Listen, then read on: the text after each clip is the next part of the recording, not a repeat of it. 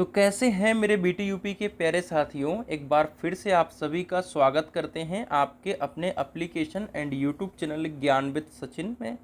तो दोस्तों, आज के इस कंप्लीट वीडियो में हम बात करेंगे यूनिट नंबर 1 के बारे में। जैसा कि ऑलरेडी आप सभी को पता है कि हमारे सिलेबस के अंदर मैथमेटिक्स सेकेंड चलता है और मैथमेटिक्स सेकेंड का जो हमारा पहला चैप्टर है उसका नाम है डिटर्मिनेंट्स एंड मैट्रिसेज, अर्थात सारणिक और आव्यूह। ठीक है, देखो दोस्तों, आपसे कोई डेफिनेशन नहीं पूछने जाएगा कि आप सारणिक की डेफिनेशन बताओ, आपसे कोई नहीं कहने जाएगा कि आप आव्यूह की डेफिनेशन बताओ। आपको क्वेश्चन लगाने आना चाहिए और आपका काम हो जाएगा। तो आपको पता है, चाहे मेरे कोई सा भी वीडियो देख लो, मैं बिल्कुल कट टू द पॉइंट चलता हूँ। जो एग्ज़ाम में आने वाला है वही चीज़ की बात करता हूँ ज़्यादातर, और जो चीज़ हमारे काम की है मैं उसी की बात करता हूँ। बहुत ज़्यादा मैं नॉलेजफुल बच्चों को बनाना नहीं चाहता, नहीं मैं, और लोगों की तरह मैं भरमाना नहीं चाहता। ठीक है, तो आइए छोटी छोटी बेसिक बातें करेंगे, उसके बाद सीधा जो 3 टाइप के क्वेश्चन बनते हैं इस चैप्टर से उसको क्लियर कर लेंगे और आपका ये यूनिट कवर हो जाएगा। तो सबसे पहले हम मैट्रिसेज अर्थात आव्यूह के कुछ basic term with in 2 minute के अंदर हम कुछ बेसिक टर्म को जान लेंगे कि भैया आव्यूह होता क्या है, और आव्यूह के बारे में कुछ बेसिक टर्म हम जान लेंगे। वही हमारे काम का है, बाकी और कुछ भी हमारे काम का नहीं है। तो मैट्रिसेज आपका आव्यूह एक आयताकार संख्या एवं प्रतीकों का समूह होता है। कैसे होता है देखिए, ये क्या है, आपका एक आयताकार बॉक्स बना है जिसके अंदर बहुत सारे क्या है मेरे दोस्तों, एलिमेंट भरे हुए हैं। ठीक है, इस जो बहुत सारे अंदर जो संख्या है इसको हम कहते हैं एलिमेंट। क्या कहते हैं? एलिमेंट। ठीक है, जिसे रो और कॉलम के रूप में व्यवस्थित किया जाता है। तो जो आयताकार बॉक्स है उसको रो और कॉलम के रूप में व्यवस्थित किया गया है। अब रो कौन सा होता है? तो हॉरिजॉन्टल लाइन जो होती है रो होता है। हॉरिजॉन्टल लाइन ऐसे होता है, वर्टिकल मतलब सीधी लाइन, इस तरीके से ऊपर नीचे वाली लाइन को वर्टिकल लाइन बोलते हैं, इस तरीके की लाइन को हॉरिजॉन्टल लाइन बोलते हैं। तो ये वाली लाइन जो है ये हमारा डिनोट करता है किसको? रो को।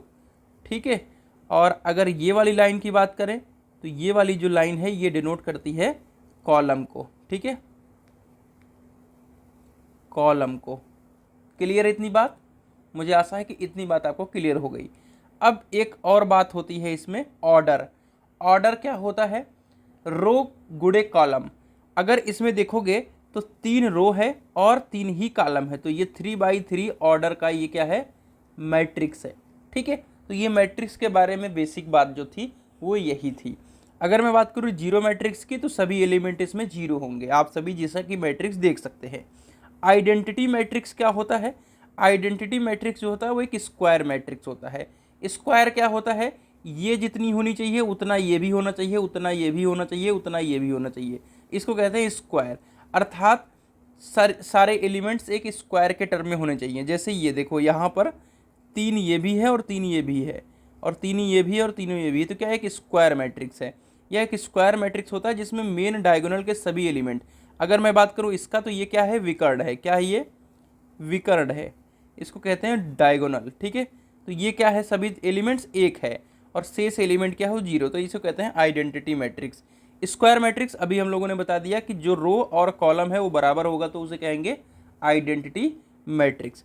रेक्टेंगुलर में क्या होगा कि दोनों रो और कॉलम आपस में बराबर नहीं होंगे, तो उसे कहेंगे हम रेक्टेंगुलर मैट्रिक्स। डायगोनल मैट्रिक्स क्या होता है?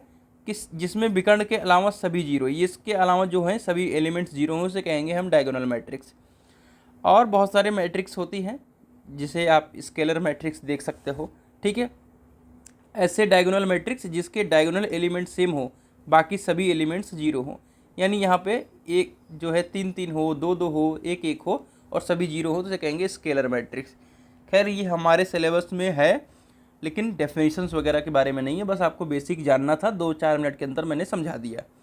अब देखो, ये 1 मार्क्स में पूछे जाते हैं आपके, find the sum of matrix. Sum of matrix का मतलब जोड़।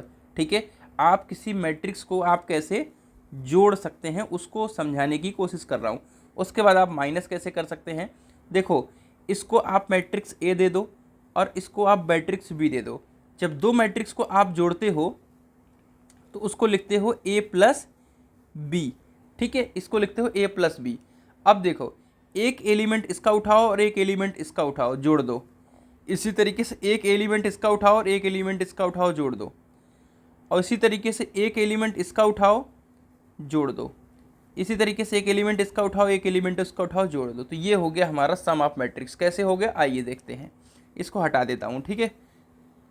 आपने इस वाले को जोड़ा और इस वाले को जोड़ा, तो एक जगह पे लिख लिया 6 5 11। उसके बाद आपने क्या किया, इस वाले को उठाया और इस वाले को उठाया, आपने जोड़ दिया 2 + 2 यानी 4। 9 जोड़ा और 6, 9 6 15। इसी तरीके से आपने क्या किया, 3 और 9, ठीक है। 3 और 9 को जोड़ दिया तो 3 और 9 आ गया 12। तो आपने देखा कि यहाँ पे 2/2 और यहाँ पे 2/2 दो मैट्रिक्स था, उसको जोड़ा तो 2/2 का एक नया मैट्रिक्स तैयार हो गया, 11 15 4 12। ये हो गया आपका जोड़, ठीक है। तो अब हम सीखने वाले हैं कि आव्यूह को कैसे माइनस किया जाता है। तो यहाँ पे आव्यूह ये है और ये आव्यूह बी है। इसमें ए से बी, ए में से बी को माइनस करना है। तो कुछ नहीं करना है, सिंपल ऐसा ही है कि 7 में से 1 को घटा दोगे कितना मिलेगा, 6 मिलेगा। 8 में से 6 को घटा दोगे तो कितना मिलेगा, 2 मिलेगा। 6 में से 9 को घटाओगे तो क्या, 6 में से तो 9 घटेगा नहीं, तो लेकिन ये -3 मिल जाएगा, ठीक है। तो ये -3 मिल गया।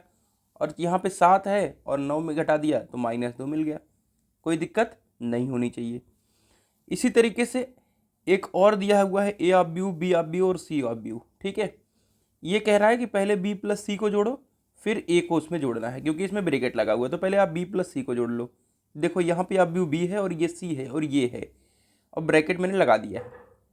देखो, 2 में से 0 जोड़ोगे 2 आएगा, 5 में 2 जोड़ोगे 7 आएगा, 7 में 5 जोड़ोगे तो 12 आएगा, और 0 में 4 जोड़ोगे तो 4 आएगा। अब ये आव्यूह बी बन गया। अब फिर ये समझ लो, तो ए प्लस बी कर दो। फिर वही प्रोसेस, 2 में 1 जोड़ोगे आप तो 3 आ जाएगा, 7 में 4 जोड़ोगे 11 आ जाएगा, 4 में 2 जोड़ोगे 6 आ जाएगा, और 12 में 3 जोड़ोगे तो 15 आ जाएगा। इतनी बात तो आप लोगों को क्लियर है। अब आते हैं हम आपके गुणा करने वाले में। गुणा करने वाले में आपको बस थोड़ा सा टेक्निक समझना पड़ता है। ध्यान रहे, ट्रिक को समझ लोगे तो आपका काम बन जाएगा, ठीक है। लेकिन इसकी अगर आप प्रैक्टिस करोगे तब आपको एग्जाम में भूलेगा नहीं, वरना कन्फ्यूजन हो जाएगा। देखो, इसको पकड़ना है इसके साथ, ठीक है। देखो कैसे, 2 का 3 में करा कितना आ गया, 2 गुणे -3। -1 का 0 में करा -1 इंटू 0। 3 का 1 में करा 3 इंटू 1। अब उसके बाद क्या करना है, इसको ऐसे कांस्टेंट रहने देना है। कांस्टेंट का मतलब इसी चीज़ को पकड़ के रखना है, छोड़ना नहीं है इसको। वापस से इस वाली लाइन पे आ जाओ, इस वाली लाइन पे, ठीक है। दूसरी लाइन पे आ जाओ, 3 गुणे -3, 2 गुणे 0, 0 गुणे 1। फिर इसको ऐसे ही कांस्टेंट रहने दो, अभी छोड़ो मत। इस वाली लाइन को आ जाओ, पकड़ लो, 5 गुणे -3, 1 गुणे 0 और -1 गुणे 1, ठीक है। तो एक आपका पूरा हो गया। अब तीनों को जोड़ लोगे तो एक चीज़ यहाँ पे मिल जाएगी, ठीक है। इतना तो कर लोगे आप। सेकेंड प्रोसेस में क्या होगा, इसको हटा देना होगा। अब ये वाला पकड़ लेना है और इसको कांस्टेंट रखना है, यानी 3 टर्म तक कांस्टेंट रखना है। इसको तीनों को डिलीट करो पहले, ठीक है। इसको पकड़ोगे पहले और इसमें लपेटोगे, ठीक है। 2 गुणे 2, -1 गुणे 5, ठीक है, और 3 गुणे -2, ठीक है।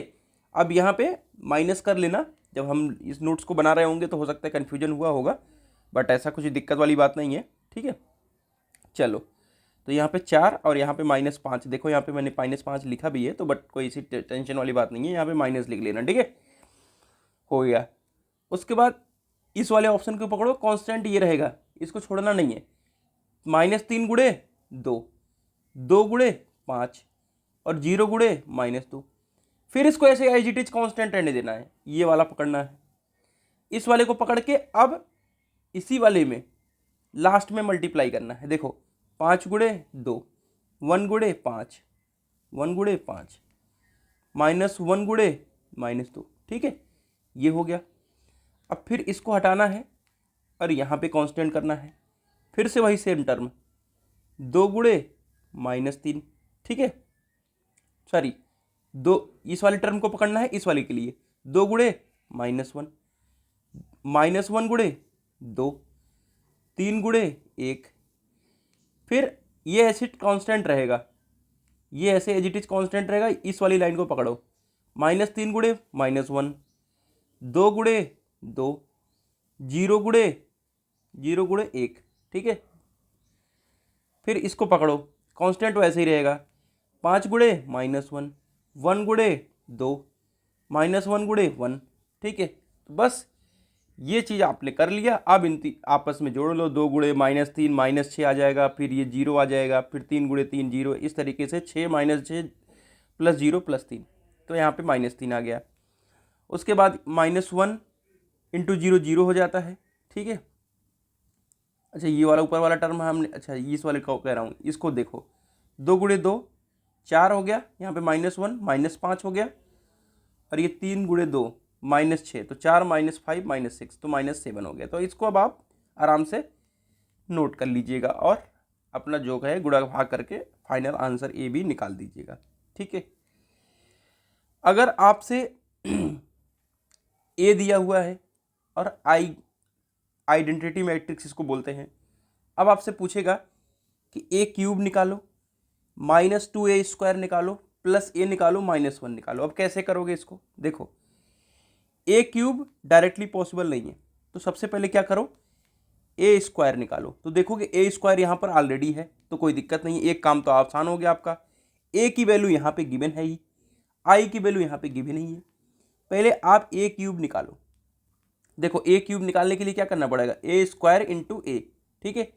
तो पहले a² निकालना पड़ेगा, तो a² कैसे निकलेगा, a × a। a³ कैसे निकलेगा, a² × a, तो a² निकलेगा, तो a को 2 बार लिख दिया और मल्टीप्लाई कर दिया, ठीक है। क्लियर बात है, कैसे मल्टीप्लाई करना अभी समझा दिया आप लोगों को। और आपका फाइनली यहाँ पे a² निकल के आ जाएगा, इसको लिख दो a²।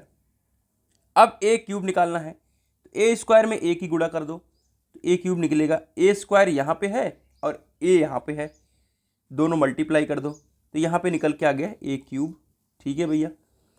अब a² हमने ऑलरेडी फाइंड किया, कहाँ पे, ये फाइंड किया। इसमें 2 का गुणा करना है। देखो जब इसमें 2 का गुणा होता है तो सब जगह पर 2 का गुणा करा देते हैं, जैसे 9 गुणे 2, 1 गुणे 2, 9 गुणे 2, इस तरीके से आगे आप सभी को यहाँ पे देखने को मिलेगा। देखो ये रहा आपका 2a², तो मैंने सब में गुणा करा दिया, और फिर i की वैल्यू ऑलरेडी गिवन है। अब आपको सब वैल्यू मिल गई, ठीक है। तो देखोगे a³ मिल गया, 2a² मिल गया, प्लस a, अब माइनस i। अब यहाँ पे गुणा का काम खत्म हो गया, अब प्लस माइनस का काम शुरू हो गया। देखो अब इसको कैसे करना है उसको समझो। अब इस क्यूब a² टर्म को भूल जाओ, अब सिंपली है कि इस वाले टर्म से माइनस करना है, प्लस करना है। तो 20 में से पहले क्या करना है, 18 का माइनस कर दिया, फिर क्या कर दिया, प्लस का a कर दिया, और उसके बाद क्या करोगे, आइडेंटिटी मैट्रिक्स है तो -1 कर दिया, जहां पे 0 है तो -0 कर दोगे। तो 20 में से 18 + 1 और -1, ये तो कट गया, बचेगा यहाँ पे 2। अब दूसरे टर्म के लिए आइए, दूसरे टर्म के लिए आएंगे तो 18 में से 2 गए, क्या आएगा 14, 14 में से 3 जोड़ोगे तो क्या आएगा 17, और माइनस में कर दोगे 0, तो यहाँ से कितना आ जाएगा, 18 में से 2 गए कितना आएगा 16, 16 में से 3 गए, आपका आ जाएगा 18 में से 18 2, मतलब यहाँ पे माइनस करना है, तो 18 में से 2 गए 16, और +3 19, और प्लस में 0, तो यहाँ पे आ जाएगा 19, ठीक है भैया। क्लियर बात है। एक और टर्म देख लो, 12 में से 18 गए -6, उसके बाद आपका प्लस कितना है a, यानी +2 यानी -4, और प्लस में 0, तो यहाँ पे वैल्यू आ गई -4, ठीक है। तो इस तरीके से आप व्यू को सॉल्व करके अपना पूरा आंसर पुट कर सकते हैं। अब आता है हमारा ट्रांसपोज ऑफ मैट्रिक्स, ठीक है। देखो सिलेबस में है नहीं, लेकिन ये कभी कभी पूछ लेता है। तो ट्रांसपोज का मतलब क्या होता है, ध्यान से सुनिएगा। हर पंक्ति को कॉलम बना देना, हर पंक्ति को कॉलम बना देना, और कॉलम को क्या कर देना, कॉलम का मतलब स्तंभ, कॉलम को क्या कर देना, रो बना देना। ये रो है, ये कॉलम है। तो ये 2 और 3 क्या है, पंक्ति, लेकिन इसको हमने क्या कर दिया, कॉलम बना दिया। 1 और 4 क्या है, पंक्ति, इसको हमने बना दिया कॉलम। इसको कहते हैं ट्रांसपोज। अगर मैं बात करें आपके 3 ऑर्डर में, तो 3 ऑर्डर में ए, अब जब ए डैश ऐसे लिखोगे आप, ठीक है, जब ए डैश इसको लिखोगे तो देखो ये क्या है, पूरा पंक्ति है, इसको कर दिया 1 2 4 कॉलम। फिर 2 3 5 क्या है, पंक्ति है, इसको मैंने कर दिया कॉलम। 3 2 4 क्या है, पंक्ति है, इसको हमने कर दिया यहाँ पे कॉलम। तो ये हो गया आपका ट्रांसपोज। अब आते हैं हम अपने एडजेसेंट ऑफ मैट्रिक्स। तो जो एडजॉइंट की बात कर रहे हैं हम लोग, अभी जो हमने एडजेसेंट बोला, एडजॉइंट है ये एक्चुअल में। तो एडजॉइंट होता क्या है, पहले उसको समझो। ये होता है कोफैक्टर का ट्रांसपोज। क्या होता है,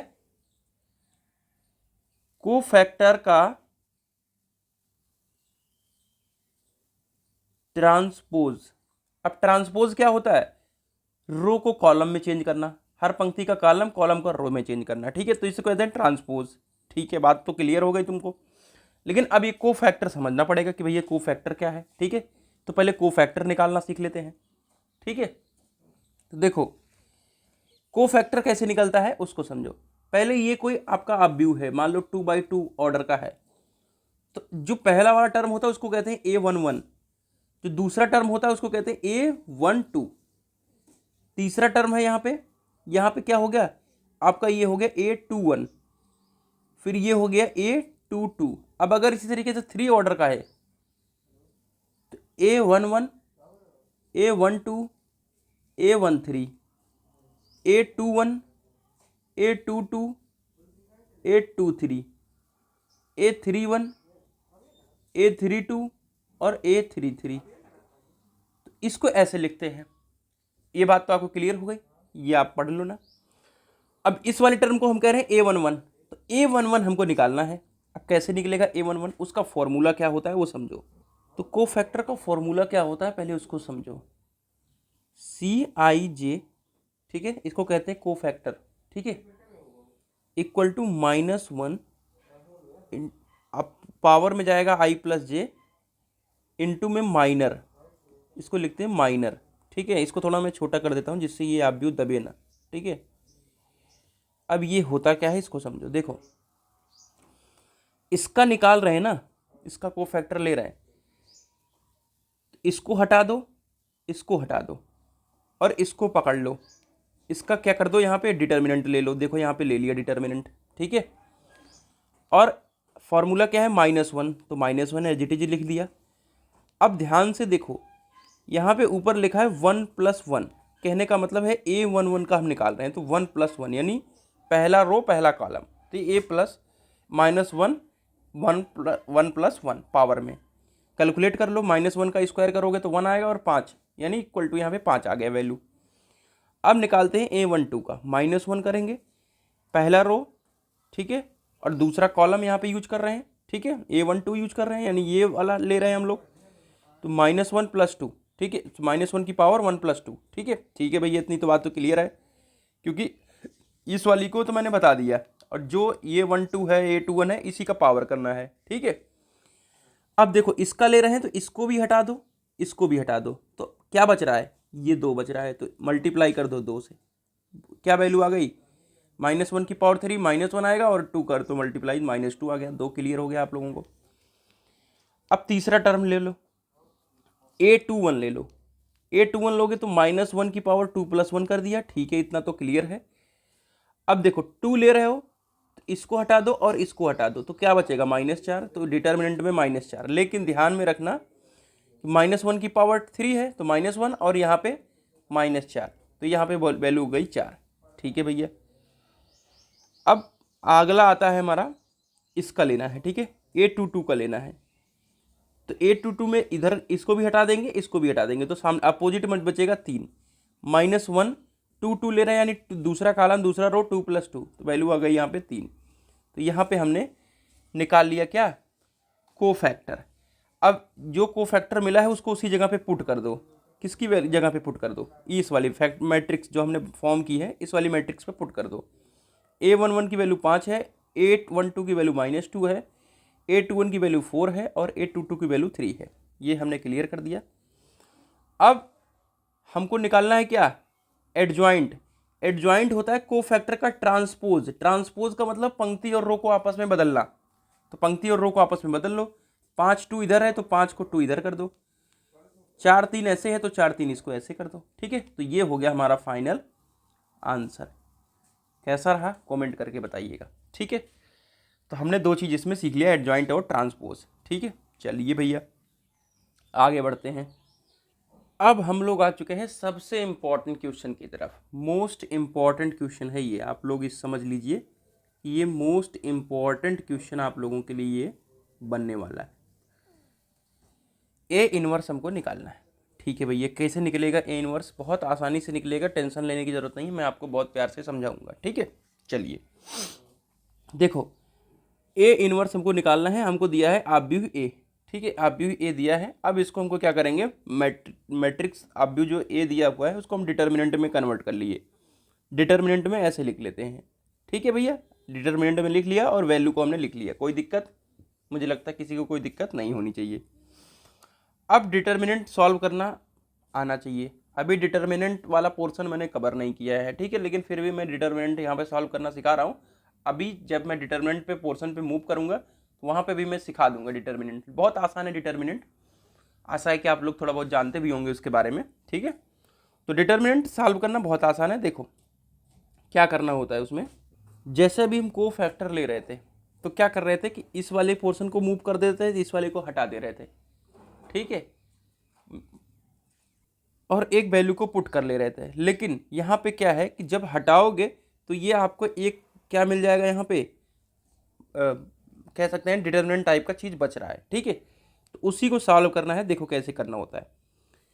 पहले हम इस चीज़ को पकड़े। ठीक है, ठीक है भैया, इसको पकड़ लिया तो उतार के साथ यहाँ रख लिया। अब हमने इसको नेग्लेक्ट कर दिया और इसको नेग्लेक्ट कर दिया। ठीक है भैया, आपने कह दिया नेग्लेक्ट कर दिया। इसका इसमें क्रॉस मल्टीप्लाई कर दो, 2 दूनी 4, फिर उसके बाद माइनस कर दो 3 1 3, तो ये हो गया आपका 4 में से 3 1 आ गया है। ठीक है, ऐसे होता है।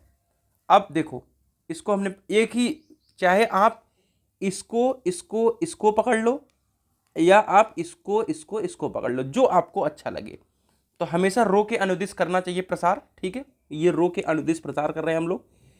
फिर उसके बाद आप प्लस का साइन लगाओगे, इस माइनस को पकड़ोगे, माइनस को एज इट इज पकड़ लिया। जब आप माइनस को पकड़ो, इस वाले पोर्शन को, इस माइनस के नीचे वाले पोर्शन को हटा दिया और इसके अगल बगल वाले पोर्शन को हटा दिया। अब क्या बचा, अब ये बचा ये वाला और ये वाला, इस दोनों को क्रॉस मल्टीप्लाई कर दो। 10 दूना -20 और 6 × 6 तो ये -6, यानी -20 -6 हो गया। ठीक है भैया, ध्यान रहे एक सिंबल आपको याद रखना पड़ेगा। पहले वाला जो होता है वो प्लस होता है। ठीक है, उसके बाद आप सभी जब दूसरे वाले को पकड़ते हो तो यहाँ पे माइनस लेते हो और फिर तीसरे वाले को लेते हो तो यहाँ पे प्लस लेते हो। तो पहले वाले को तो प्लस ले लिया, दूसरे वाले में क्या था कि यहाँ पर ये आएगा माइनस का सिंबल।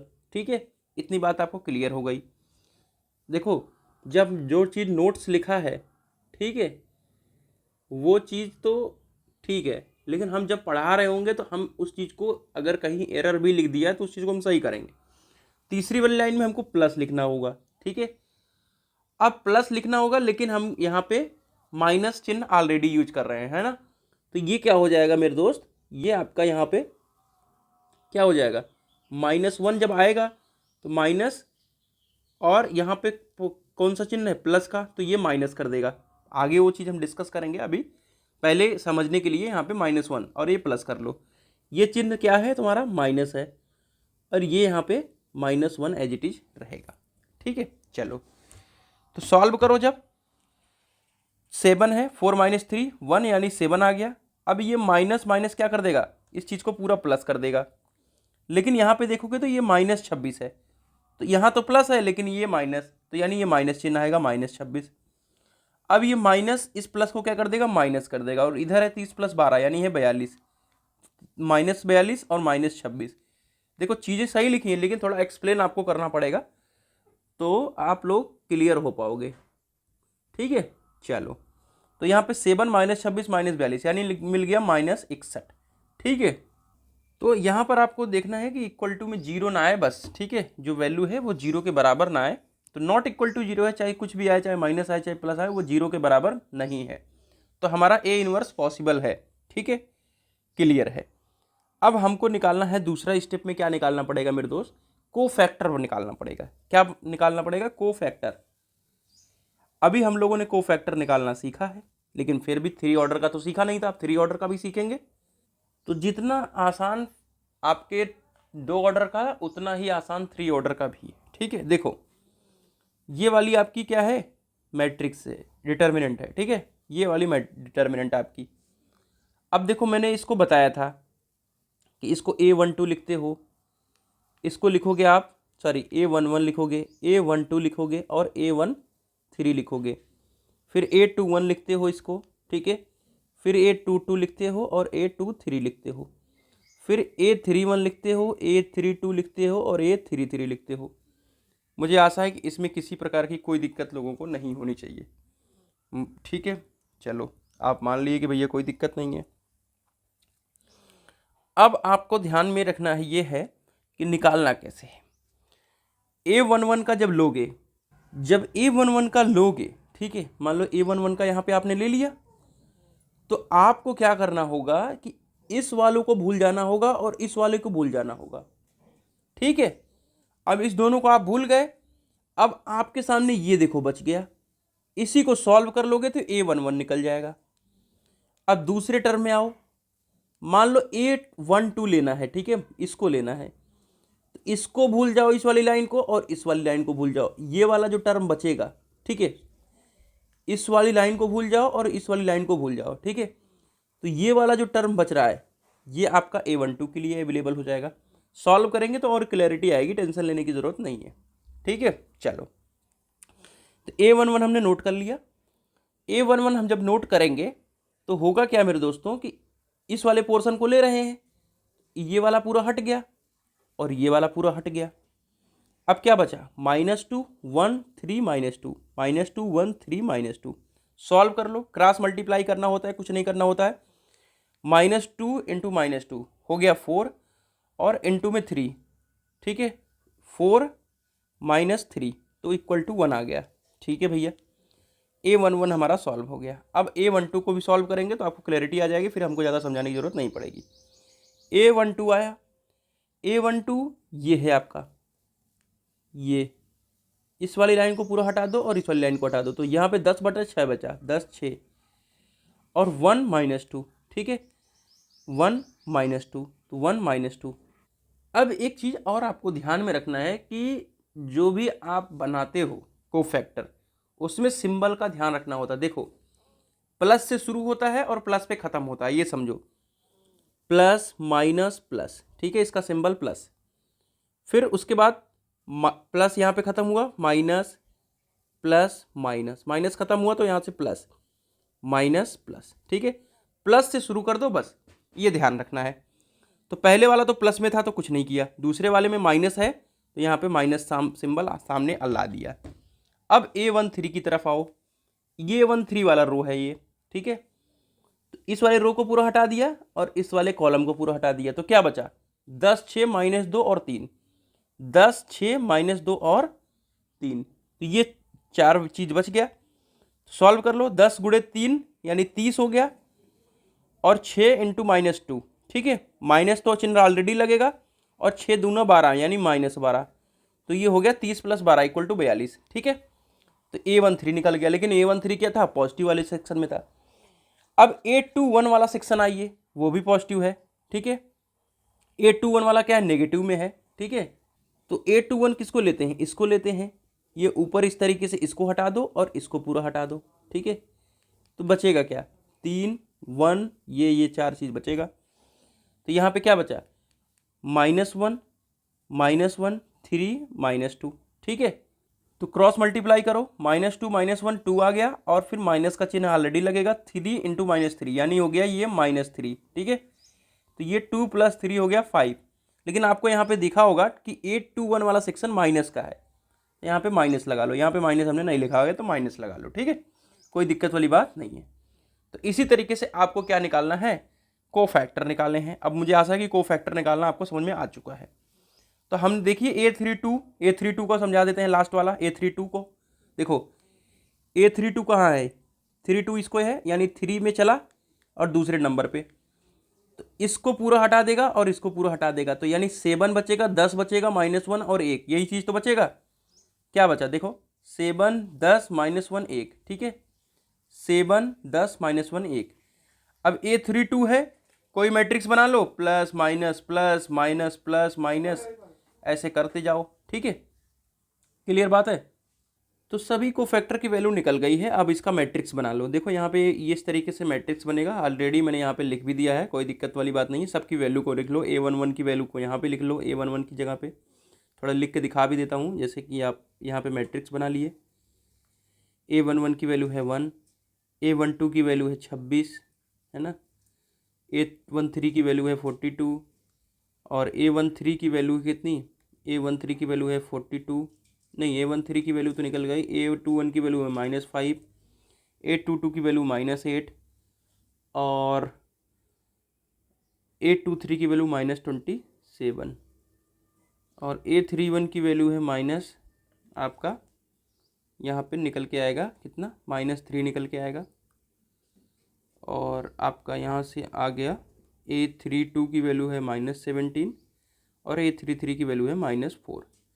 ये सारी वैल्यू आपकी निकल के आ गई, यहाँ पे मैंने लिख भी दिया है, ठीक है। चलो मैंने वहाँ पे भी लिख दिया, यहाँ पे भी लिख दिया, ठीक है, समझा दिया। अब आपको निकालना है इसका एडजॉइंट ए। क्या निकालना है मेरे दोस्त, एडजॉइंट ए, ठीक है। अब एडजॉइंट ए होता क्या है, एडजॉइंट ए नया कुछ नहीं है। देखो 1 26 42 इसको लिखा है, ये है रो में, इसको कर दो कॉलम में, 1 26 42 ये लिखा है रो में, -5 -8 -27, इस तरीके से लिखा था इसको रो में, -3 -17 -4, ठीक है, -3 -17 -4। तो ये आपका रो का कॉलम में चेंज करना ही क्या कहलाता है, एडजॉइंट ए कहलाता है, ठीक है भैया, अभी मैंने ऊपर समझाया था इसको। अब ए इनवर्स होता क्या है, ए इनवर्स का फॉर्मूला होता है एडजॉइंट ए, यहाँ पे एडजॉइंट ए आ गया, ठीक है, और अपान में क्या है, determinant of A. Determinant of A की वैल्यू देखो क्या है, डिटर्मिनेंट ऑफ ए की वैल्यू निकाली थी हमने -61, ठीक है, इतनी तो बात क्लियर है, ये हो गया -61। तो एडजॉइंट ए में आपका निकाल बटे में कर दो -61, ठीक है। तो इसको कुछ इस तरीके से लिख सकते हैं, -1/61 इंटू में -1/61, इस तरीके से, ठीक है। तो उसी चीज़ को यहाँ पे लिख दिया गया है बस। तो ए इनवर्स का फॉर्मूला निकल गया एडजॉइंट ए अपॉन डिटर्मिनेंट ए, ठीक है। तो बस यही आपको यहाँ पे इंटरव्यू में लिख देना है और इसको आंसर टिक कर देना है, ठीक है। इंपॉर्टेंट क्वेश्चन मैंने दिया है, ए इनवर्स बराबर ए प्रूफ करना है, एग्जाम में आए हुए हैं। ए बी है, ठीक है, ए बी इनवर्स दिया हुआ है, ए बी इनवर्स यानी ए इंटू बी का मल्टीप्लाई करोगे, प्रूफ करना है कि क्या B inverse into A inverse हो जाएगा सही, तो ये चीज़ आप कर लीजिएगा, ठीक है। अब आता है हमारा ये इस तरीके की मैट्रिक्स को सॉल्व करना, ठीक है। तो अगर इस तरीके का आपको इक्वेशन दिया हुआ हो तो उसको मैट्रिक्स के फॉर्म में बना करके आपको ए इनवर्स कैसे निकालना होता है उसको हम समझाने वाले हैं, ठीक है। तो आपको सिंपली अगर दे देगा कि यूजिंग मैट्रिक्स, तो आपको क्या करना है, ध्यान रहे कंफ्यूज मत होना। अगर आपको क्रैमर रूल दिया रहेगा, ऐसे ही मैट्रिक्स रहेगी, ऐसे ही इक्वेशन रहेंगे, तो अगर क्रैमर रूल दिया रहेगा तो क्रैमर रूल से सॉल्व करना है। कैसे होगा वो मैं अभी आगे बताने वाला हूँ, क्रैमर रूल, ठीक है। तो इस तरीके की मैट्रिक्स को आपको सॉल्व करना होता है, तो ध्यान से सुनिएगा। क्रैमर रूल का सिस्टम अलग है, इसका अलग है। देखो ये वाला मैट्रिक्स है, ये वाला इक्वेशन है, पूरा तीनों इक्वेशन है, इसको जितना, जैसे x का गुणांक कितना है 1, ठीक है, तो यहाँ पे 1 लिख लिया। y का गुणांक कितना है 2, z का गुणांक 3, x का गुणांक 2 है यहाँ पर, y का गुणांक कितना है 3 और z का गुणांक 2 है, x का गुणांक 3 है, y का गुणांक 3 है, ठीक है, और z का गुणांक 4 है। तो ये हमने एक मैट्रिक्स बना ली, ठीक है, क्लियर है, इतना तो मुझे लग रहा है कोई कन्फ्यूजन नहीं है। फिर इनटू में क्या लिखना होता है, एक्स वाई जेड, क्योंकि ये सबका गुणांक एक्स वाई जेड है, देखो, ठीक है, एक्स वाई जेड के फॉर्म में है, तो एक्स वाई जेड आपने लिख लिया। अब ये इधर राइट साइड में बराबर में एक वैल्यू गिवन है, तो तो आप इसकी वैल्यू को 1 to 1 लिख लोगे। तो ये बन क्या गया, ये ए एक्स बराबर बी का फॉर्म बन गया, इसको कहते हैं ए एक्स बराबर बी का फॉर्म। ठीक है, तो ए की वैल्यू क्या है, ये है, एक्स की वैल्यू ये है और बी की वैल्यू ये है। यही चीज़ यहाँ पे हमने लिखा है, ए की वैल्यू ये है, एक्स की वैल्यू ये है और बी की वैल्यू ये है। ये चीज़ 2 बार रिपीट हो गई है, उससे कंफ्यूज नहीं होना है। अब देखो, अब ए की वैल्यू हमने यहाँ पे मैट्रिक्स के फॉर्म में थी, अब उसको हमने डिटर्मिनेंट के फॉर्म में ले लिया है और उसको निकाल लिया है डिटर्मिनेंट। देखो कुछ नया नहीं किया है, इस 1 2 3 2 3 2 और 3 3 4 यानी 3x3 ऑर्डर का जो मैट्रिक्स है उसको हमने उठा लिया और यहाँ पे डिटर्मिनेंट के फॉर्म में कन्वर्ट करके इसका क्या निकाल लिया, डिटर्मिनेंट मॉड ऑफ ए निकाल लिया यहाँ पर। तो डिटर्मिनेंट सॉल्व करना कितना आसान है आपको मैंने बताया था, सिंबल यही लेना है प्लस माइनस प्लस। ठीक है, इस तरीके से ले लेना है, आपको इसी रो के अनुदिश प्रसार कर लेना है। सबसे पहले ए को ले लो आप, इसको भूल जाओ, 3 2 3 4 इसको सॉल्व कर लो, 4 त्याई 12 3 दूनी 6, 12 माइनस 6 हो गया। सेकेंड ऑप्शन में आता है माइनस, तो माइनस चिन्ह लगा लिया और फिर ले लिया हमने 2। उसके बाद जब सेकेंड ऑप्शन ले लोगे तो ये वाला ख़त्म हो जाएगा, ये वाला ख़त्म हो जाएगा। जब 2 चीज़ ख़त्म हो जाएगा तो क्या बचेगा, 2 3 बचा और 2 4 बचा। तो डायरेक्टली हमने किया है 4 दूनी 8 3 दूनी 6, तो -2 8 -6, फिर प्लस का चिन्ह लगाओगे, 3 ले लिया। जब 3 लिया तो हमने ये चीज़ कट जाएगा, ये चीज़ कट जाएगा, तो 3 2 2 6 3 × 3 यानी 6 - 9, तो 6 - 9 आ जाएगा तो -3 हो जाएगा, यानी हो जाएगा -3 × 3 यानी -9।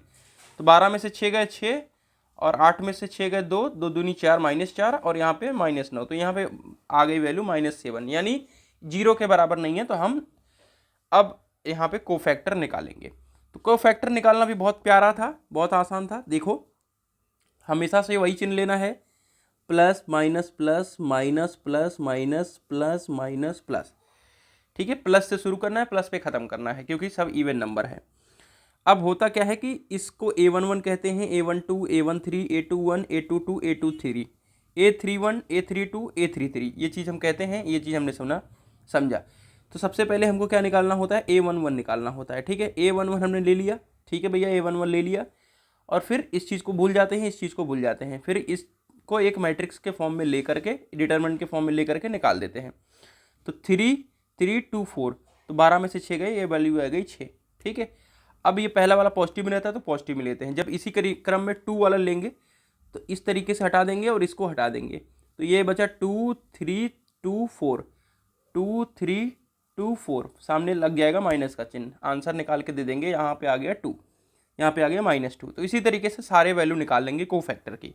ठीक है, अभी हमने पहला क्वेश्चन समझाया तो आपको बिल्कुल क्लियर हो चुका होगा। तो सारी वैल्यू निकाल लिया हमने यहाँ पे और फिर हम इसको एक डिटर्मिनेंट के फॉर्म में, सॉरी मैट्रिक्स के फॉर्म में लिख दिया। लेकिन ये अभी हम कोफैक्टर मैट्रिक्स लिखे हुए हैं, जब हम C डैश लिखेंगे, ठीक है, C डैश को बोलते हैं एक्चुअल में एडजॉइंट A।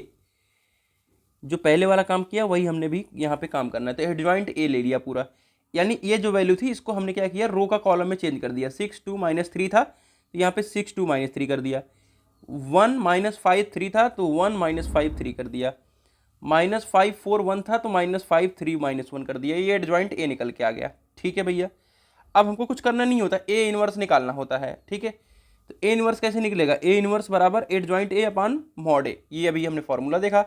तो मॉड ए की वैल्यू भी निकाला था मैंने -7, देखो ये -7 निकल के आ गया और जो ये मैट्रिक्स था उसके सामने -1 का गुणा कर दिया। ठीक है, क्योंकि ये अपान में है तो ऊपर चला जाएगा तो -1/7 हो गया। ठीक है, अब हमको निकालना है अगर XYZ की वैल्यू है तो कैसे निकलेगा उसको समझ लो बस। ठीक है, देखो अभी हमने देखा था, ठीक है, कि फॉर्मूला था AX बराबर B, ये फॉर्मूला था। अगर यहाँ से अगर आप X की वैल्यू निकालोगे तो B तो एज इट इज रहेगा, अपान में A आ जाएगा। अगर अपान में A नहीं लेना है तो इसको क्या करना पड़ेगा, इनटू में A इनवर्स कर देना होगा, तो ये निकल के आ गया, यही है यहाँ पे लिखा है X बराबर A इनवर्स B। ठीक है, ये चीज़ को अप्लाई करना है, अब अप्लाई कर दीजिए।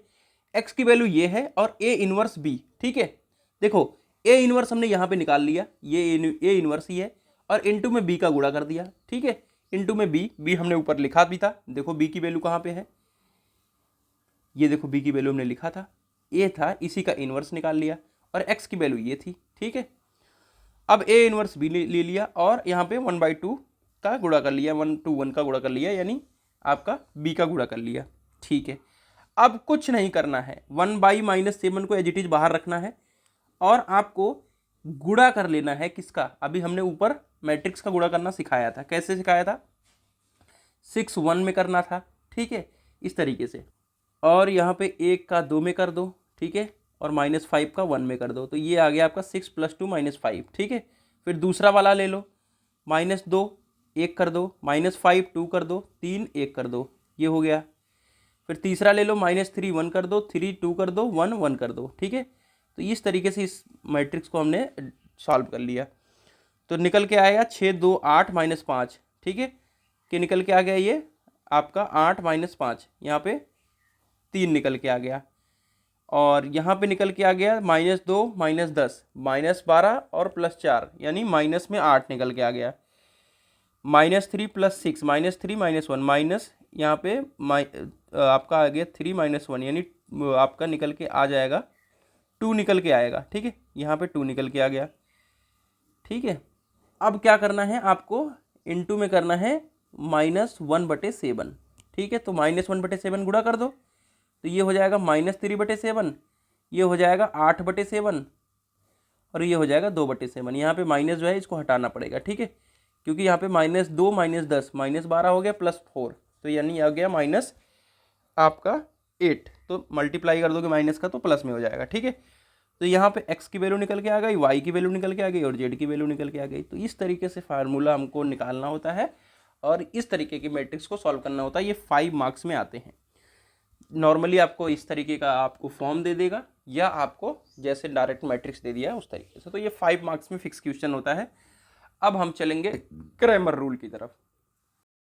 तो आप लोग कह रहे होंगे भैया इतना जल्दी जल्दी सारी चीज़ों को कवर कर रहे हो, तो मैं आप लोगों को पहले भी मैं बता चुका हूँ और मेरा पढ़ाने का यही टेक्निक है कि मैं बहुत कम शब्दों में ज़्यादा चीज़ों को बताने की कोशिश करता हूँ और मैं उन ज़्यादा चीज़ों में आप लोगों को नहीं उलझाता कि 12 घंटे की मैराथन लो और भी सारी चीज़ें। मैं बहुत शॉर्ट में जो ज़्यादा इंपॉर्टेंट होता है उसको डिस्कस करता हूँ और हमेशा इंपॉर्टेंट क्वेश्चन आप लोगों को बताता हूँ, क्योंकि कोई भी सेमेस्टर एग्जाम हो हमेशा PYQ रिपीट होता है, पैटर्न रिपीट होता है, एक सिमिलर पैटर्न फॉलो होता है।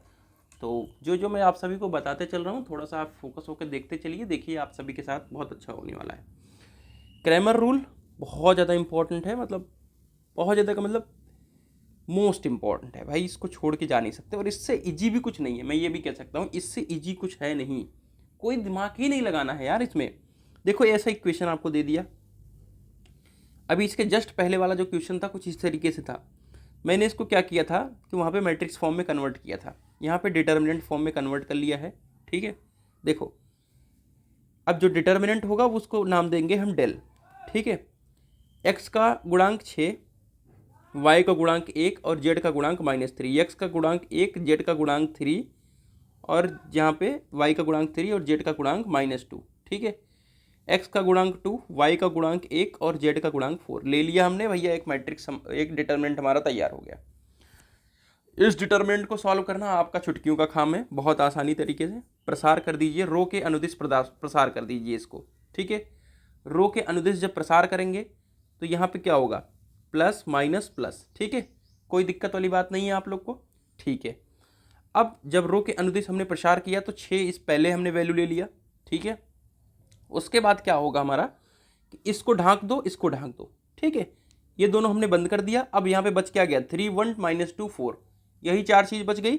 इसको क्या करो, क्रॉस मल्टीप्लिकेशन कर दो, क्रॉस मल्टीप्लिकेशन 4 × 12 और 1 × -2 यानी हो गया -2। 12 में से 2 गए, आपका हो गया, क्योंकि हम पहले से माइनस चिन्ह लगाएंगे और यहाँ पे माइनस पहले से है तो ये हो जाएगा 12 + 2 यानी 14 हो जाएगा और 6 आगे आ गया। यहाँ पे हम माइनस चिन्ह लेंगे तो -1 ले लिया और जब इसको ऐसे हमने हटा दिया तो क्या हो गया, 4 × 1 4, 2 × -2 -4 और माइनस हमने करना ही है, ठीक है। तो 4 + 4 8 हो गया। तीसरा वाला जब लेंगे तो तीसरा वाला हमारा -3 है, लेकिन हम प्लस माइनस प्लस यानी ये हमारा माइनस में आएगा, ठीक है भैया। तो -3 हमने ले लिया, इसको हमने कट किया, इसको कट किया तो 1 × 1 हो गया 1 और 2 × 3 हो गया 2 × 3 यानी -6, ठीक है। तो -6 हो गया, ठीक है। अब क्यों, क्योंकि माइनस तो करना है, 1 - 6, यहाँ पे तो माइनस कोई है नहीं तो 1 - 6 यानी हो गया -5 और ये -3 यानी हो गया आपका 15। तो 84, 14 × 84 1 इंटू 8 और 5×15 यानी आपका हो गया 15। तो 84 में से 8 और प्लस 15 निकाला तो हमारा आ गया वैल्यू 91। ये हमारी आ गई डेल की वैल्यू। अब ट्रिक्स क्या है यहाँ पे, जो क्रैमर रूल को डिफाइन कर रही है वो है क्या, कि जो ये राइट साइड में हमको दिया गया था v की वैल्यू गिवन थी, ये v की वैल्यू है, इसको हमको हर एक बार रिप्लेस करना है इस डिटर्मिनेंट के साथ, डेल के साथ। देखो पहले हमको क्या रिप्लेस करना है, इस वाले टर्म में रिप्लेस करना है, यानी 612 को हटा देना है और 558 को ला देना है। देखो 612 को हटा दिया, 558 ला दिया, और बाकी रिमेन ये सेम ऐसे ही रहेगा। रिमेन 1 3 1 -3 -2 4 एज इट इज रहेगा, -3 -2 -4। और फिर हमने प्रथम स्तंभ को क्या कर दिया, यहाँ पे रिप्लेस कर दिया। अब जब हमने प्रथम स्तंभ को रिप्लेस कर दिया दोस्तों यहाँ पर, तो डेल 1 की वैल्यू यहाँ से निकल के आएगी। अब जब डेल 1 की वैल्यू हमारी निकल के आ गई, ठीक है, डेल 1 को कैसे सॉल्व करना है ये चीज़ तो अभी बार बार बताने का कोई मतलब नहीं है, क्योंकि वीडियो को लेंथ बड़ा करना है। इसको कैसे सॉल्व करो ये बहुत ईजी है, ठीक है। सेकंड बार में क्या करना है, डेल 1 की वैल्यू को निकाल लिया, 91 आ गया, ठीक है, यहाँ पे डेल 1 की वैल्यू 91 लिख लो। अब सेकंड क्या करना है, डेल 2 फाइंड करना है। डेल 2 में क्या करना है कि इस वाले 558 को पहले वाले को एज इट इज रहने देना है, लास्ट वाले को एज इट इज रहने देना है, 558 की जगह को रिप्लेस करना है दूसरी वाली लाइन में। तो दूसरी वाली लाइन में क्या था 131, तो 131 को हटा करके हमने 558 कर दिया और डेल 2 की वैल्यू निकाल लिया 182। अब इसी तरीके से आएगा डेल 3, तृतीय स्तंभ को रिप्लेस करिए, तो लास्ट में हमने लगा दिया 558 और पहला और दूसरा दोनों हमारा स्तंभ जो है वो कॉमन रहेगा, यानी जैसे पहले था वैसे ही रहेगा। तो यहाँ पे डेल 3 की वैल्यू निकल के आ गई। डेल 3 की आप वैल्यू देखोगे तो यहाँ पे निकल के आ गई 91, ये है डेल 3 की वैल्यू।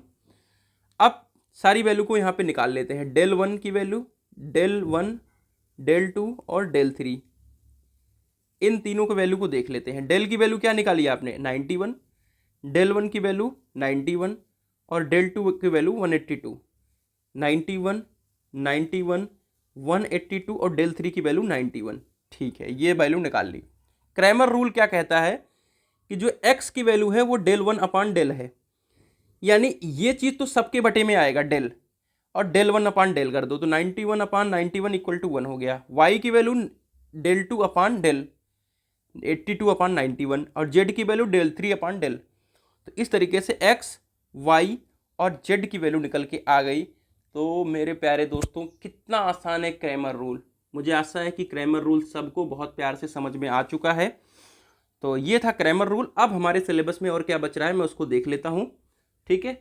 अपने सिलेबस को एक बार थोड़ा सा शार्पली देखूंगा, क्योंकि आप लोगों को सिर्फ सिलेबस ही पढ़ाना है, ठीक है।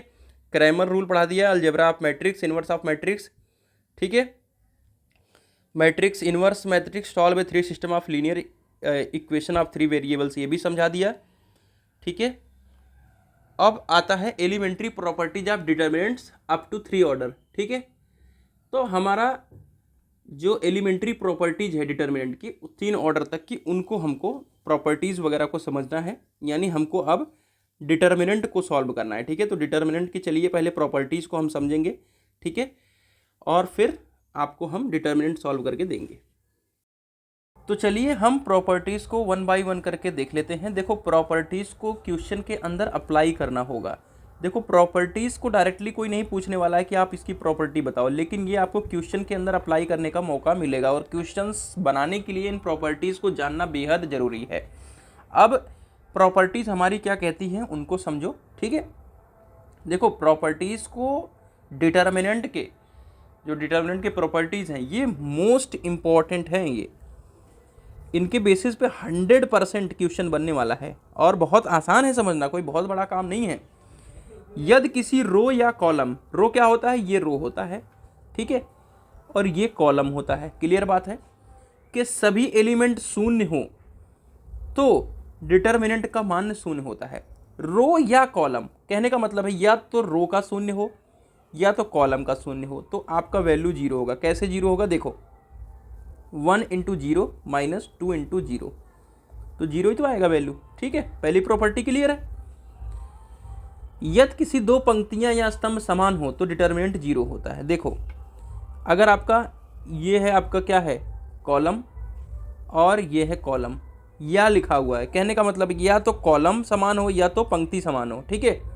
तो 3 दूनी 6 माइनस 6 बराबर 0, क्रॉस मल्टीप्लाई होता है। ठीक है, 3 दूनी 6 minus 6 into 0, 6 minus 6 equal to 0। तीसरी प्रॉपर्टी क्या कहती है, यदि दो पंक्तियों को या स्तंभ को आपस में बदल दिया जाए तो क्या होता है, नेगेटिव साइन आ जाता है। ठीक है, यदि दो पंक्तियां आपस में बदल दिया जाए तो नेगेटिव साइन आ जाएगा। ठीक है, या चिन्ह बदल जाएगा, ये ऐसा लिख सकते हो, चिन्ह बदल जाएगा। अगर नेगेटिव है पहले तो पॉजिटिव हो जाएगा। देखो समझो, आराम से समझो, कोई दिक्कत नहीं है। 1 2 3 4 है, इसको सॉल्व करो। 4 माइनस 6 बराबर आया -2। अब इसको सॉल्व करो। देखो 1 2 चेंज, 1 2 के किस में था, ये रो में था, इसको क्या कर दिया हम लोगों ने, इसको दूसरे वाले रो में लगा दिया, इधर नीचे वाले रो में लगा दिया, तो यानी पंक्ति या स्तंभ को आपस में बदल दिया गया। ठीक है, तो यहाँ पे 3 इंटू 6 हो गया और 1 इंटू 4 4 इक्वल टू 2। तो चिन्ह बदल गया कि नहीं बदल गया, बिल्कुल बदल गया। आप कहेंगे बदल गया सर, ठीक है, तीसरी प्रॉपर्टी हो गई। यदि किसी एक पंक्ति या स्तंभ के सभी एलिमेंट्स को किसी संख्या k से गुणा किया जाए तो डिटर्मिनेंट भी k गुना हो जाता है। यदि किसी एक पंक्ति या स्तंभ के सभी एलिमेंट्स को किसी k नंबर से, k नंबर का मतलब क्या है, मान लो 2 ले लिया हमने, ठीक है, 2 ले लिया तो वो k नंबर हो गया। जैसे कि यहाँ पे 2 का एग्जाम्पल लिया है। ठीक है, तो ये हमारा गिवन है और इसकी वैल्यू कितनी आई है, 2, 4 माइनस 6 बराबर -2। लेकिन हमने क्या किया, k से गुणा कर दिया, यानी 2 से गुणा कर दिया, तो 1 इंटू 2 और 2 इंटू 2 4 हो गया, 2 3 4 4। अब ये हो गया नया डिटर्मिनेंट।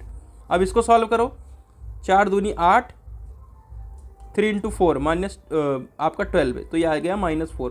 तो देखो क्या हो गया, 2 गुना हो गया। कैसे हो गया ये दोस्त, ये 2 गुना हो गया। ठीक है, तो 8 माइनस 12 बराबर -4। क्लियर बात है। चलो अब आता है अगला, यदि किसी पंक्ति या स्तंभ के सभी एलिमेंट्स में एक समान गुणनखंड हो तो उसे बाहर निकाला जा सकता है। तो अगली प्रॉपर्टी हमारी क्या कहती है, यदि किसी पंक्ति या स्तंभ के सभी एलिमेंट्स में एक समान गुणनखंड हो तो उसे बाहर निकाला जा सकता है। इसका कहने का मतलब ये है, अगर आप देखोगे तो ये 2 का फैक्टर है, यहाँ पर भी 2 का फैक्टर है, यहाँ पर भी 2 का फैक्टर है, यहाँ पर भी 2 का फैक्टर है। अर्थात हमने क्या कर लिया, कॉमन कर लिया। तो ये 2 कॉमन किया तो 1 बचा, 4 में से 2 कॉमन किया तो 2 बचा, और फिर 6 में से यहाँ पे ऊपर वाले से हमने कॉमन कर लिया है। ठीक है, इस तरीके से हम फैक्टर को बाहर कर सकते हैं। ध्यान रहे कि एक ही हम एलिमेंट्स, एक ही पंक्ति या रो के ऊपर ये काम करने वाले हैं, सब पे नहीं काम करने वाले हैं। ठीक है, चलो फैक्टर वाले में, यदि किसी पंक्ति या स्तंभ के एलिमेंट्स को 2 भागों में बांटा जाए तो डिटर्मिनेंट भी 2 डिटर्मिनेंट के वर्ग के बराबर होता है। देखो अगर आप इसको 1 + 2 क्या होता है, 3 होता है, और 3 4 5 इस तरीके का डिटर्मिनेंट है, तो इसको ऐसे लिख सकते हो 1 4 3 5 2 4 3 5। ठीक है, तो बस अब देखो इसको निकाल लो, इसको जोड़ोगे, इसको जोड़ोगे, दोनों की वैल्यू क्या आएगी, मतलब इसकी जो इसकी वैल्यू आएगी वही इन दोनों की वैल्यू के बराबर होगा। ठीक है, क्लियर है बात। चलो, यदि किसी एक पंक्ति या स्तंभ के एलिमेंट्स में दूसरी पंक्ति के समानुपाती एलिमेंट्स जोड़ दिए जाएं तो डिटरमिनेंट का मान नहीं बदलता है। तो ये वाला जो हमारा 7वां नंबर है, मोस्ट इम्पॉर्टेंट है। ये ही मोस्ट इम्पॉर्टेंट है और सबसे ज़्यादा यूज भी यही होगा। यदि किसी पंक्ति या स्तंभ के एलिमेंट्स दूसरी पंक्ति के समानुपाती तत्व जोड़ दिया जाए तो डिटरमिनेंट का मान नहीं बदलता। कहने का मतलब ये है, देखो ध्यान से सुनिए, इसको सॉल्व करोगे तो 4 - 6 आएगा बराबर -2 आ जाएगा। ठीक है, अब ये कह रहा है कि हमको ये लगाना है आपका रूल। ठीक है, देखो कहने का मतलब ये है कि अगर इस R2 को, ठीक है, चेंज किया जाए R2 - 3R1 से तो वैल्यू नहीं चेंज होगी। कैसे, R2 क्या है, 3 और 4। ठीक है, इसमें क्या करना है, माइनस करना है 3R1। ठीक है, क्या करना है, -3R1 की वैल्यू है यहाँ पे 1 और 3 × 2।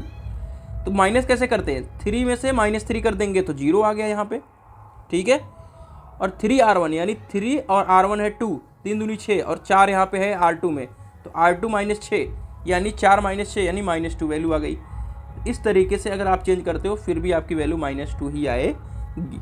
ठीक है, अगला है, डिटर्मिनेंट का मान ट्रांसपोज लेने पर नहीं बदलता। डिटर्मिनेंट का मान जो है वो ट्रांसपोज लेने पर नहीं बदलता। ठीक है,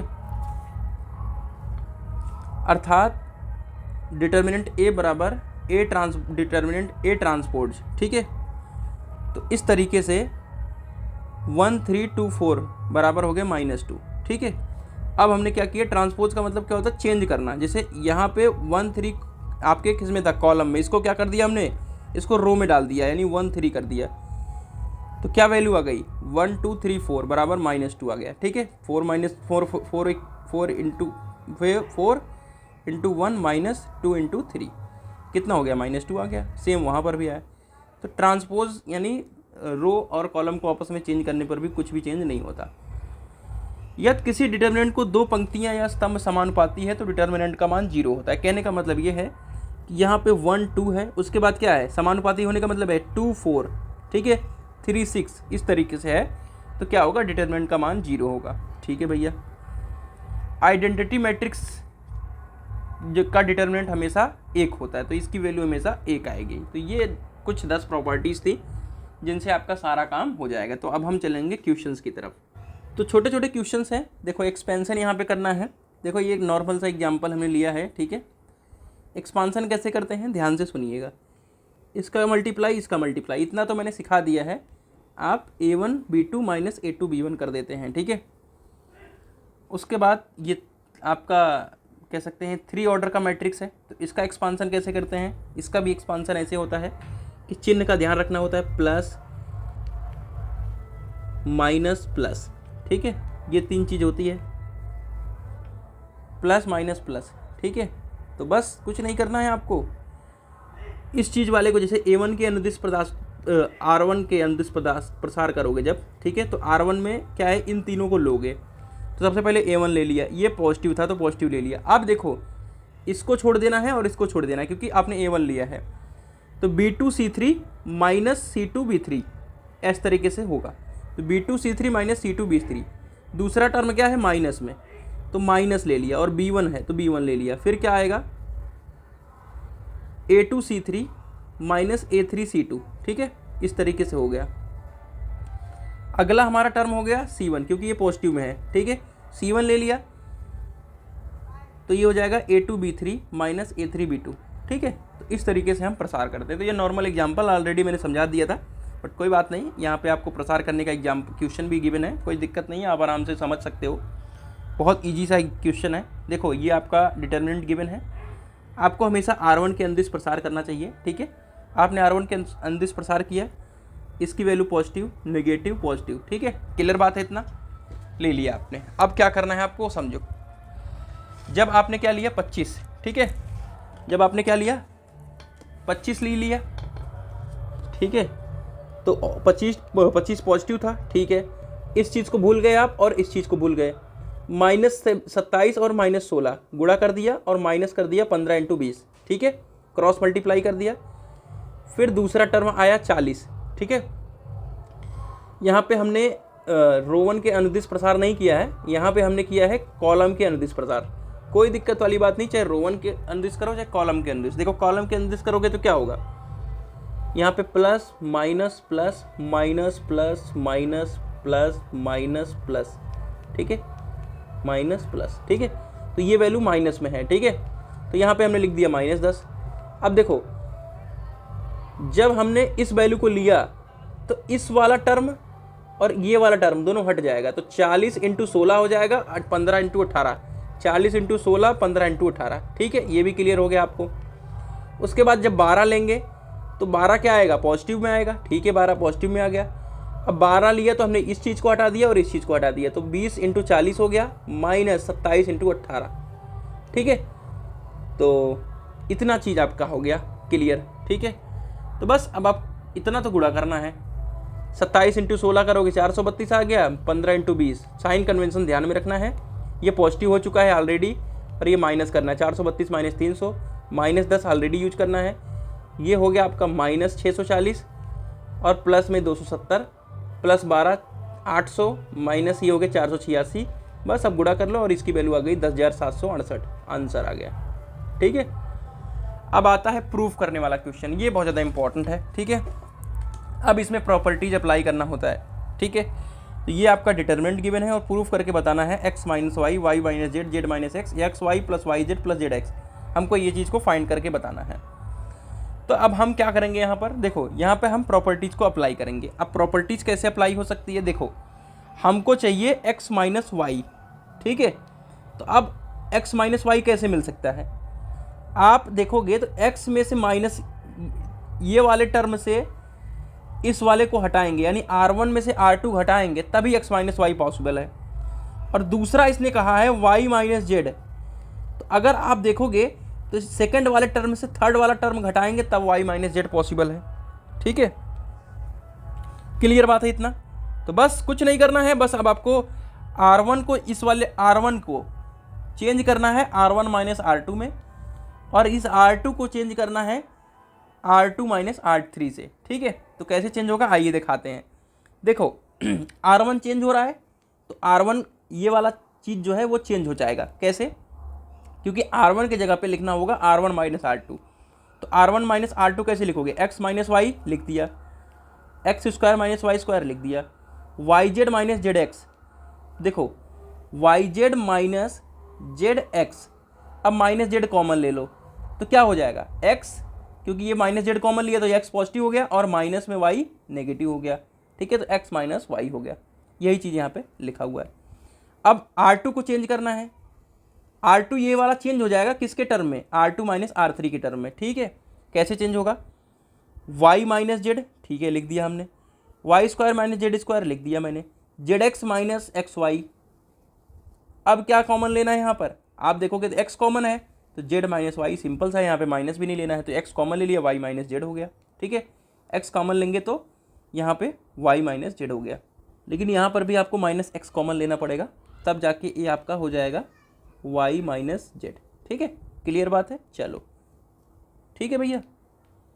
चलो ये जब क्वेश्चन कराते हैं तो उन सब एरर को भी क्लियर कर लिया जाता है, ठीक है। अब क्या ध्यान में रखना है वो चीज़ को समझो। अब हमको ये करना है, यहाँ पर ध्यान रहे, x square minus y square को ब्रेक करिए, कुछ नहीं करना है। X minus y as it is है, a square minus b square, x plus y x minus y, ठीक है। क्लियर हो गया। Minus z x minus y, ठीक है, minus z x minus y, ठीक है। क्लियर हो गया भैया, ठीक है। अब इस y माइनस जेड और Y square minus Z square को चेंज करेंगे, y plus Z Y minus Z, और यहाँ पे minus x Y minus Z, ठीक है। नीचे है Z Z square X Y, क्योंकि R3 में कुछ चेंज नहीं किया है हमने, ठीक है। अब क्या करना है, x माइनस वाई और y माइनस जेड कॉमन ले लेना है, ठीक है। तो x माइनस वाई यहाँ से कॉमन लिया तो एक बच गया, y माइनस जेड कॉमन लिया तो एक बच गया, यहाँ से कॉमन लिया तो x प्लस वाई बच गया, और यहाँ से कॉमन लिए तो माइनस जेड बचा, y माइनस जेड कॉमन लिए तो माइनस एक्स बचा, और y प्लस जेड बचा क्योंकि y माइनस जेड कॉमन है, और यहाँ पे एक बचा, और नीचे एज इट इज ये रहेगा। इतना क्लियर हो गया। अब आपको ध्यान में रहेगा कि x minus Y Y minus z मिल गया है, अब हमको यही दो चीज़ और प्राप्त करना है, ठीक है। अब कैसे वो प्राप्त होगा, तो आप देखोगे यहाँ पर तो जेड माइनस एक्स प्राप्त करना है, ठीक है। क्या प्राप्त करना है, जेड माइनस एक्स। तो यहाँ पर x प्लस वाई है और y प्लस जेड है, तो इन दोनों में अगर कुछ मैं कर दूँ तो हमको z माइनस एक्स प्राप्त हो सकता है। तो हमने लगा दिया प्रॉपर्टी R1 बराबर R1 माइनस R2, ठीक है। ये प्रॉपर्टी हमने लगा दिया, तो आराम से यहाँ पर कॉमन ले लेंगे, x minus Y Y minus Z, ये कॉमन ले लिया हमने, ठीक है, ये पहले से ही है। अब हमने प्रॉपर्टी लगाई R1 बराबर R1 माइनस R2, ठीक है। तो इसमें चेंज होगा, ठीक है। तो हम इसमें से इसको घटा रहे हैं, तो 1 में से 1 गया, 0 हो गया। x प्लस वाई और माइनस में आपका आ गया y प्लस जेड, ठीक है। तो x plus Y minus Y minus Z, तो यहाँ पर देखोगे तो minus Y plus Y cut गया, x माइनस जेड बचा, ठीक है भैया। x माइनस जेड हमने लिख लिया। अगर माइनस जेड है माइनस एक्स है, इन दोनों को घटाओगे तो माइनस जेड माइनस और माइनस एक्स, तो माइनस जेड प्लस एक्स हो जाएगा।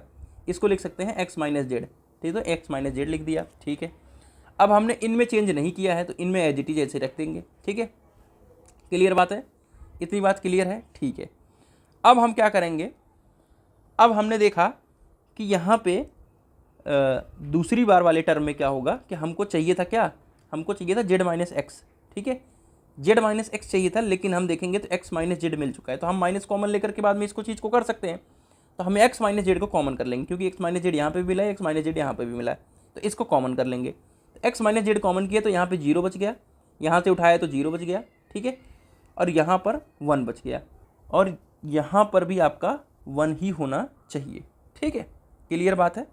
चलिए तो आपका आगे बढ़ते हैं। अब हमको क्या करना पड़ेगा, प्रसार करना पड़ेगा, ठीक है।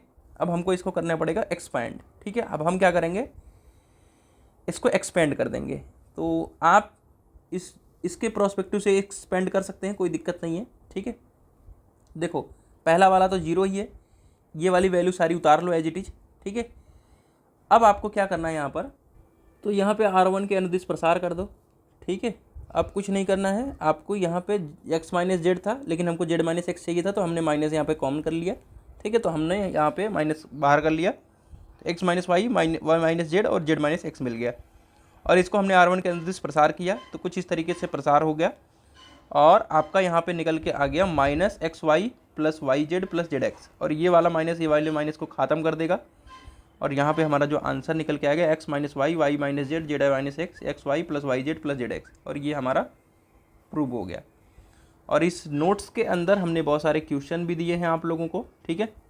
तो आप सभी इन क्वेश्चंस को भी देख सकते हैं, मैं क्वेश्चन को दिखा भी देता हूँ। देखो ये क्वेश्चन दिया हुआ है, ये क्रैमर रूल का क्वेश्चन दिया हुआ है, ये इंपॉर्टेंट क्वेश्चन है, इनको भी आप सभी देख सकते हैं। और जब 1 शॉट वगैरह अगर आप सभी को कभी कराऊंगा और, तो इसको भी और सॉल्व आप लोगों को कराऊंगा। तो इतना ओवरऑल यूनिट के अंदर है जो कि मैंने बहुत आराम से आपको कवर किया है। तो कैसी रही वीडियो ज़रूर कमेंट करके बताइएगा। मिलते हैं एक नई वीडियो के साथ, तब तक के लिए bye bye, tata, take care, love you all.